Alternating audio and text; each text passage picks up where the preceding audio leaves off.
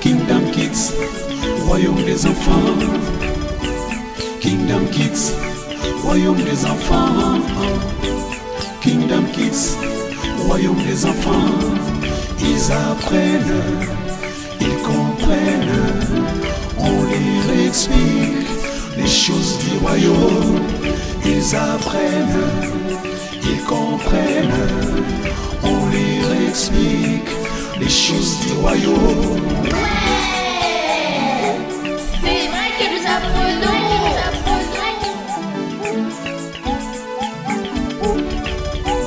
Kingdom Kids.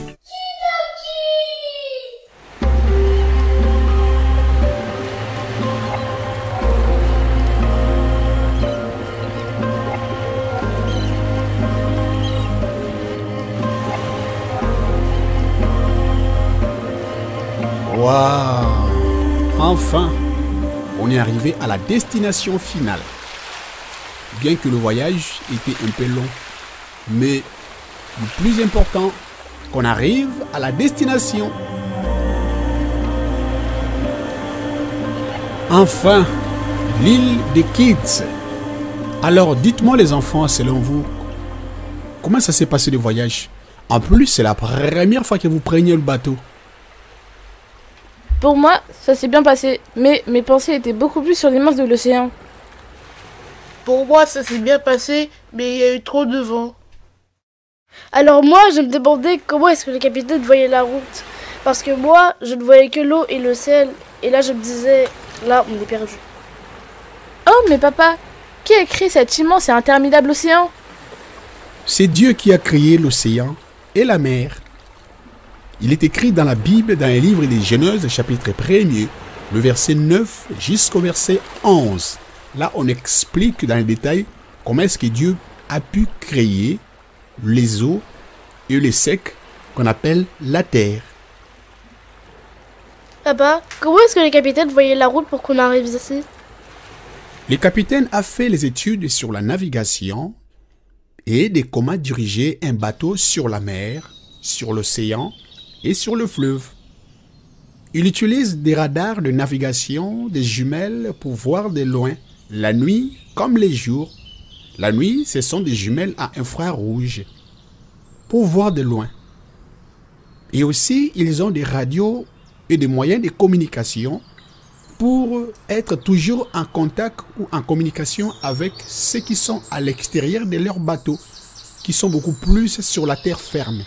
Et en cas de problème, les gens qui sont de l'autre côté du monde savent que le capitaine ou son bateau ont des problèmes et ils vont intervenir pour leur venir au secours.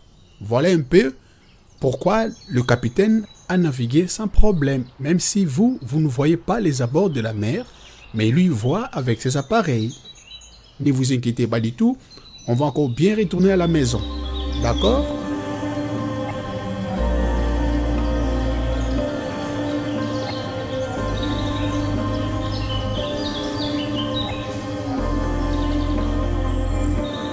Papa, qui a créé cette île au plein milieu de la mer?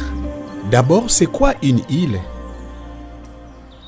Une île est une étendue de terre ferme émergée d'une manière durable dans les eaux. Et effectivement, c'est Dieu qui l'a créée. Bien sûr qu'il y a aussi des îles artificielles que les hommes ont fabriquées. Mais celle-ci, elle est naturelle. C'est Dieu qui l'a créée. Elle est belle cette île, mais ce serait dommage que la mer l'engloutisse à cause de la pluie qui tombe tout le temps. Non, Estrella, ne t'inquiète pas pour ça. Dieu a fait en sorte qu'il y ait l'évaporation. Donc, lorsque la pluie tombe du ciel, c'est vrai qu'il y a une grande quantité d'eau qui tombe sur la mer. Mais à savoir que dans un coin du monde quelque part, la mer subissent la chaleur du soleil. C'est ce qu'on appelle l'évaporation. C'est-à-dire qu'il y a une grande quantité d'eau qui remonte vers les hauts. Et ce qui fait qu'il y a l'équilibre. Donc la mer ne peut pas déborder. Ça ne va pas engloutir cette île. Et c'est ça qu'on appelle l'évaporation.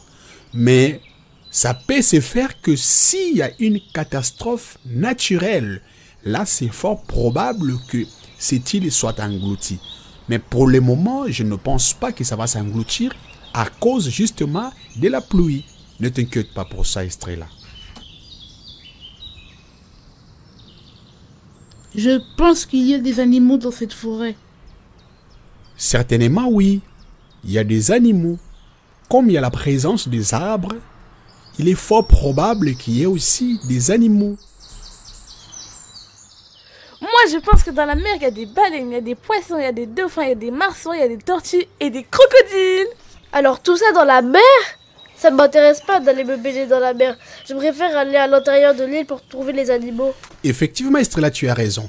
C'est pourquoi lorsque vous voyez un panneau qui est écrit « baignade interdite quelque part », il ne faut pas mettre le pied dans cette eau-là, c'est dangereux. Bon, restons focalisés sur l'île que nous sommes venus visiter. Oui, on y va. Oui, des tomates. J'aime bien les tomates. Oh, cet oiseau est mignon. Je peux le ramener à la maison? Ah là, il faut déjà l'attraper. Et aussi, il faut qu'il accepte de venir avec nous. Bon, on va essayer de l'attraper et de les convaincre qu'ils viennent vivre avec nous.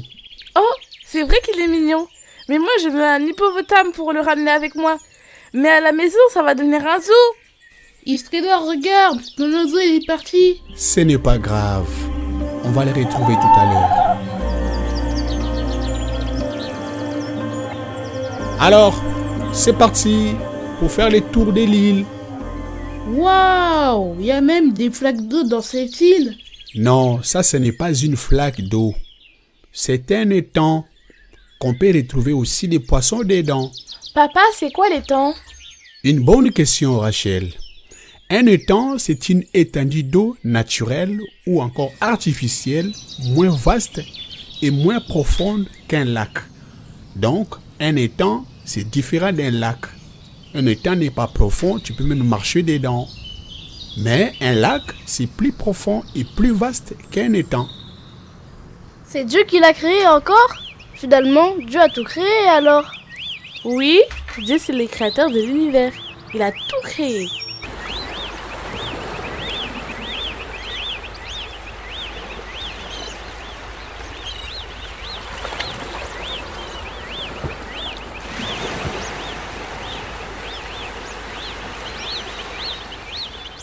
Et il a aussi créé ce banc? Non, Estrella. Ce banc et cet ouvrage ont été fabriqués par un homme. Papa, c'est quoi la différence entre créer et fabriquer? Une très bonne question qu'il a. Alors, créer, c'est faire sortir dans l'existence quelque chose qui n'a jamais existé ou qui n'existait pas. Et fabriquer, c'est élaborer ou faire quelque chose à partir d'une matière que Dieu a créée. Comme exemple, ce banc et cet ouvrage ont été fabriqués à partir du bois de l'arbre que Dieu a créé. Voilà la différence entre créer et fabriquer. Donc, il n'y a que Dieu qui crée et les hommes fabriquent ou inventent à la base d'une matière que Dieu a créée. Oh, c'est formidable. Comment Dieu crée alors? Il a de la matière à ses côtés?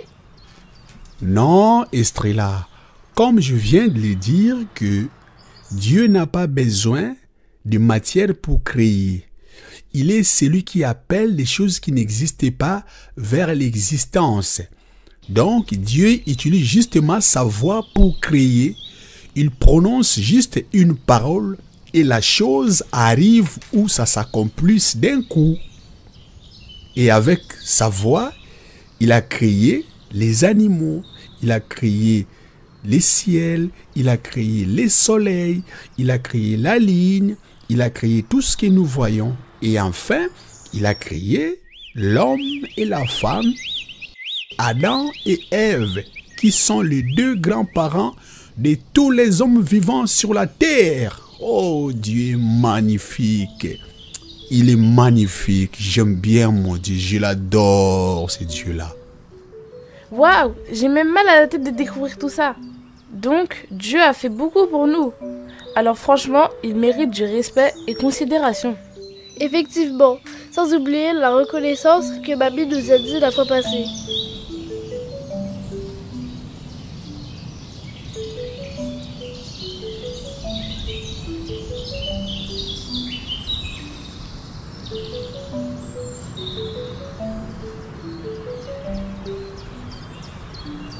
Papa, tu as dit que Dieu nous a créés à son image. Alors en nous, il y a aussi ce pouvoir de créer et d'inventer. Effectivement, Keila, comme tu es là, Dieu a mis en toi ce pouvoir d'inventer et de fabriquer beaucoup de choses dans ce monde. Raison pour laquelle il y a beaucoup de gens ou beaucoup de personnes sont devenus très riches matériellement et aussi beaucoup sont malheureux et pauvres parce qu'ils ne se rendent pas compte de ce qu'ils sont ou de ce que Dieu a mis en eux. Toutes ces capacités et potentiels que Dieu a mis en nous, on peut devenir un homme le plus influent de ce monde. Alors moi, je vais devenir pilote de l'air de mon propre avion. Je vais inventer mes propres logiciels informatiques et avoir plus de 1000 travailleurs. Et je vais prendre en charge tous les enfants qui n'ont pas les moyens d'étudier. Alors moi, je vais devenir ministre de l'enseignement. Et je vais créer mon entreprise de fabrication des Bibles et des fournitures scolaires. Alors moi, je vais devenir présidente de la République démocratique du Congo. Vous voyez tout ce que chacun de vous vient de déclarer ou de prononcer de sa bouche.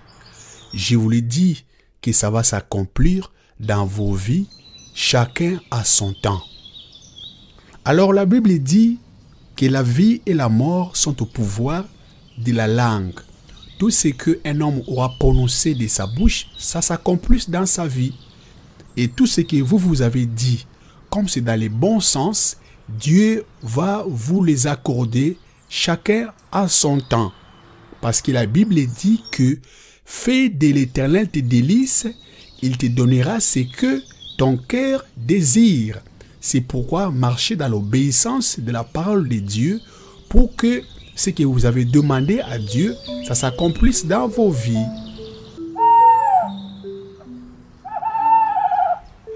Oh, j'entends un oiseau chanter. Je pense que c'est mon oiseau. Regardez, il est là-bas. Oh, mon oiseau. Ah, tu l'as retrouvé? Enfin, regarde, il est content. Je l'appellerai Mini parce qu'il est mignon. C'est vrai, il est vraiment mignon. Je pense qu'il va venir avec nous et on prendra soin de lui et il vivra avec nous. Mais Estrella, sache que c'est ton oiseau. Tu en prendras soin, d'accord? Oui, papa, je vais m'occuper de lui. En plus, je serai avec lui partout. Oh, mon oiseau.